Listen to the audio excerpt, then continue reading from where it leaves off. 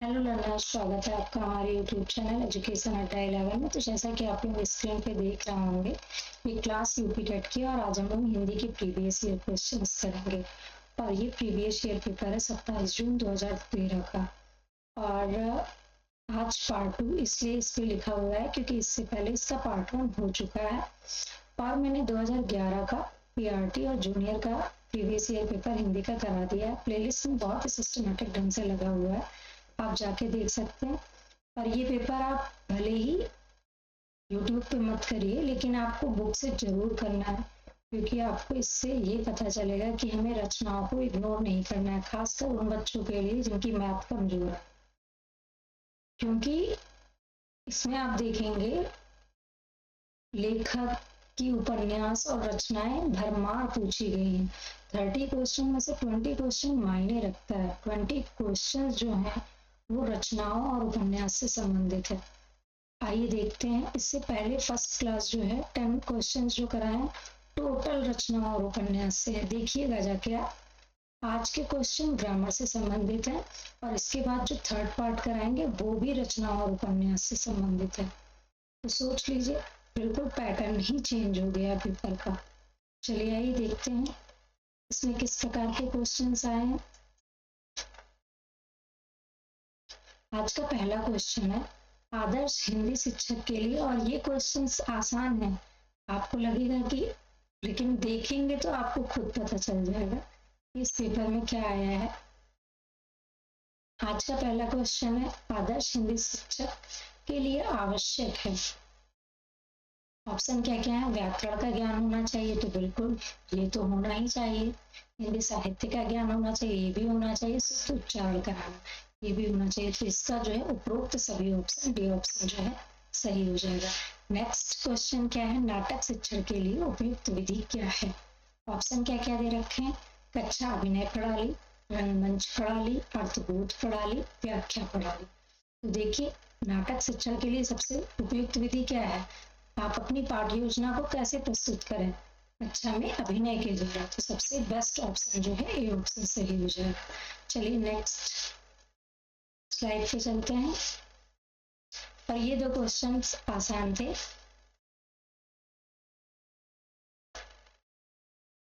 Next आज का 13 question है लोक मंगल की भावना का सर्वश्रेष्ठ कवि इनमें से कौन है? एक मिनट, पहले पेन को थोड़ा सा मोटा करें।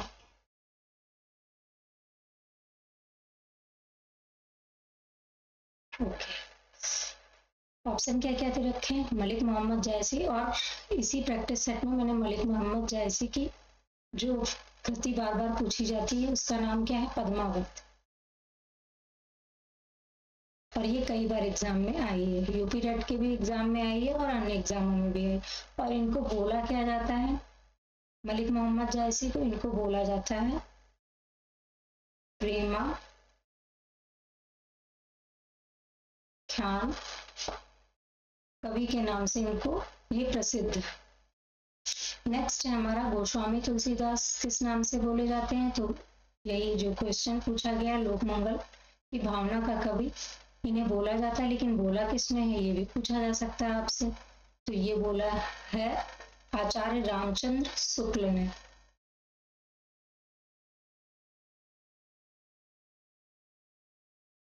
नेक्स्ट है हमारा सच्चिदानंद हीरानंद दर्शयन अज्ञेय। अगर इससे पहले वाली क्लास आपने देखी होगी तो अज्ञेय जी को और मुक्तिबोध ये किससे संबंधित है? इनको बोला जाता है तार सप्तक कवि के नाम से, ये फेमस है। नेक्स्ट है हमारा 14 क्वेश्चन निम्नलिखित में से दंतव्य वर्ण कौन से है जो दांतों की सहायता से बोले जाते हैं? उन्हें दंतव्य वर्ण कहते हैं। वो कौन कौन से हैं? त, थ, द,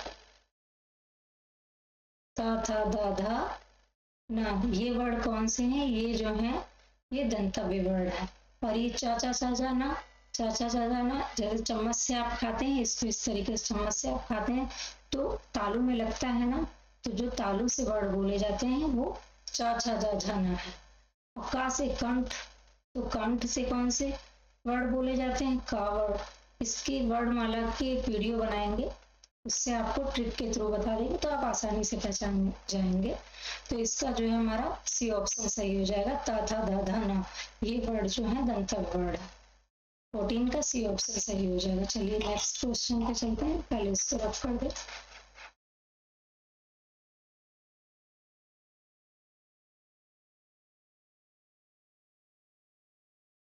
नेक्स्ट हमारा 15 क्वेश्चन है आज का। आइए देखते हैं, निम्नलिखित में से तत्सम शब्द है। अब तत्सम शब्द कौन से होते हैं ये आपको पता होना चाहिए। जो शब्द जो है डायरेक्ट संस्कृत से जिनका निर्माण होता है वो क्या कहलाते हैं, तत्सम शब्द। और जिनमें थोड़ा हेर फेर होती है बाद में उनको बोला जाता है, वो क्या हो जाते हैं, जो डायरेक्ट संस्कृत से नहीं होते हैं उनको बोलते हैं तत्भव शब्द। जैसे ऊंट है, ऊंट को क्या, ऊंट कैसा शब्द है, ये तत्भव शब्द है। क्यों, ऊंट को संस्कृत में किस तत्सम शब्द, इस अगर ऊष्ट लिखा होता है यहाँ पे, ऊष्ट ये वाला शा बना होता तो आप बोलते इसको, ये क्या हो जाता, तत्सम शब्द हो जाता है ना। यहाँ पे आप ऊष्ट इस तरीके से लिखा होता तो ये तत्सम शब्द हो जाता। नेक्स्ट हमारा बी है काट। काट, अगर काट को क्या बोलते हैं तत्सम में, कास्ट। और ज्यादातर आप देखेंगे जो षटकोण वाले सा का प्रयोग किया जाएगा वो कैसे शब्द होते हैं, तत्सम शब्द। ये ट्रिक के थ्रू बता रही हूँ, बाकी ये कंपलसरी नहीं। और नेक्स्ट हमारा है, नेक्स्ट है सी, दुग्ध लिखा हुआ है तो दुग्ध देखिए ये तत्सम शब्द है। अगर यहाँ पे दूध लिखा होता तो ये कैसा शब्द हो जाता, कैसा शब्द हो जाता, तत्भव शब्द हो जाता।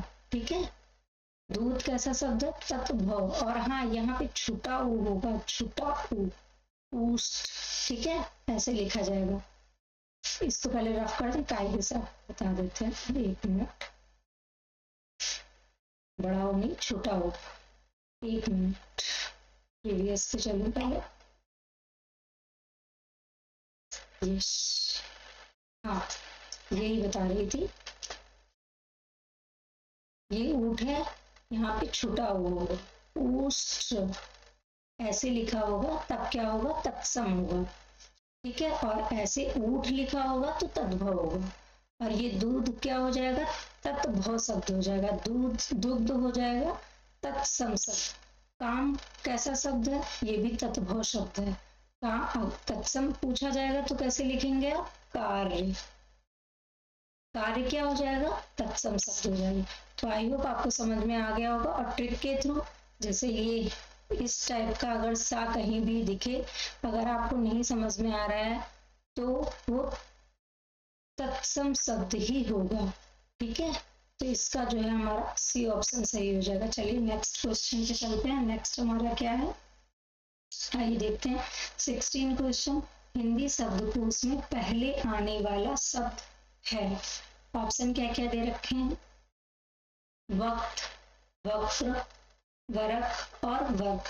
तो देखिए इसको आप पहले लिख लेंगे, है ना। तो सबसे पहले वक्त को कैसे लिखा जाता है, तो व, एक मिनट भी ज्यादा निकले, व, ठीक है, प्लस का आधा का है ना तो इसमें हलंत लग जाएगा, प्लस त, इस तरीके से वक्त लिखा जाएगा। फिर वरक है, वक्र, वक्र कैसे लिखा जाएगा, वक्र लिखा जाएगा व प्लस क प्लस रा होगा ना। अब देखिए आप इससे पता कर सकते हैं ता पहले आएगा या रा आएगा। तो ता पहले आएगा, रा बाद में आएगा, तो इसलिए ये शब्द तो होगा नहीं क्योंकि पहले आने वाला शब्द पूछा है। पर व र तो ये भी नहीं होगा, ये भी हटा देंगे, ग भी नहीं होगा क्योंकि का पहले आता है, ग बाद में आता है। तो हमारा ए ऑप्शन इस तरीके से सही हो जाएगा। आई होप आपको समझ में आ गया होगा। 16 का हमारा ए ऑप्शन सही हो जाएगा। नेक्स्ट है हमारा, मोक्ष की इच्छा करने वाला वाक्यांश के लिए सही शब्द क्या होगा। तो मोक्ष की इच्छा रखने वाले को क्या बोलते हैं, मोक्षु बोलते हैं। और अगर आपसे पूछा जाए मोक्ष की इच्छा, मोक्ष की इच्छा के लिए कौन सा शब्द प्रयुक्त होगा, यहाँ पे लिख भी देते हैं, मोक्ष यहाँ पे 1 मिनट, यहाँ पे नहीं, यहाँ पे लिखते हैं।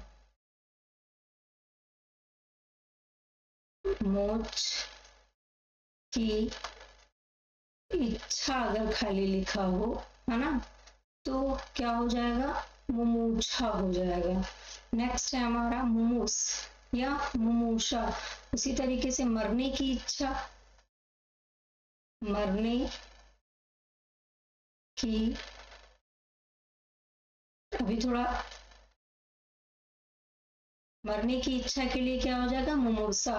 और मुमूर्षु किसके लिए हो जाएगा, जैसे मुमुक्षु था, मुमुक्षु किसके लिए था, मोक्ष की इच्छा रखने वाले के लिए। तो उसी प्रकार से आप कनेक्ट कर सकते हैं, मरने की इच्छा रखने वाला,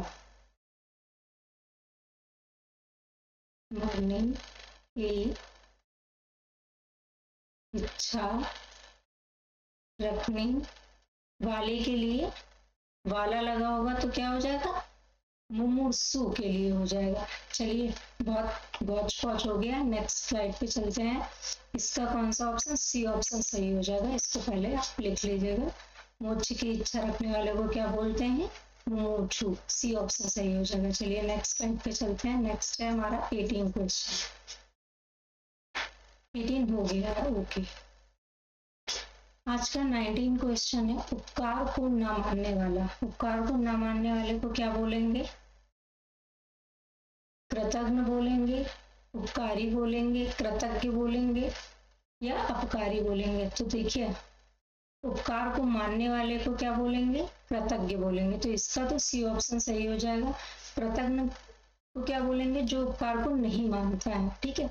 उपकारी जो उपकार को करता हो, अपकारी जो उपकार ना करता हो। तो चारों ऑप्शन आपको पता चल गए, 19 का सी ऑप्शन सही हो जाएगा। नेक्स्ट है हमारा, नेक्स्ट 20 क्वेश्चन है, ताजमहल का अद्भुत नमूना है, रिक्त स्थान की पूर्ति किस शब्द से होगी। शिल्प कला का है, मूर्ति कला का है, चित्रकला का है या स्थापत्य कला का है। तो ताजमहल किसका उदाहरण है, स्थापत्य कला का उदाहरण।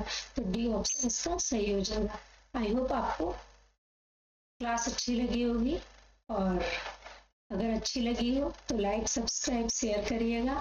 नेक्स्ट क्लास में 10 क्वेश्चन के साथ आएंगे, और ये आप ही के लिए है। अगर आपने पूरी क्लास अटेंड की है तो लाइक, सब्सक्राइब, शेयर जरूर करिएगा। Thank you so much.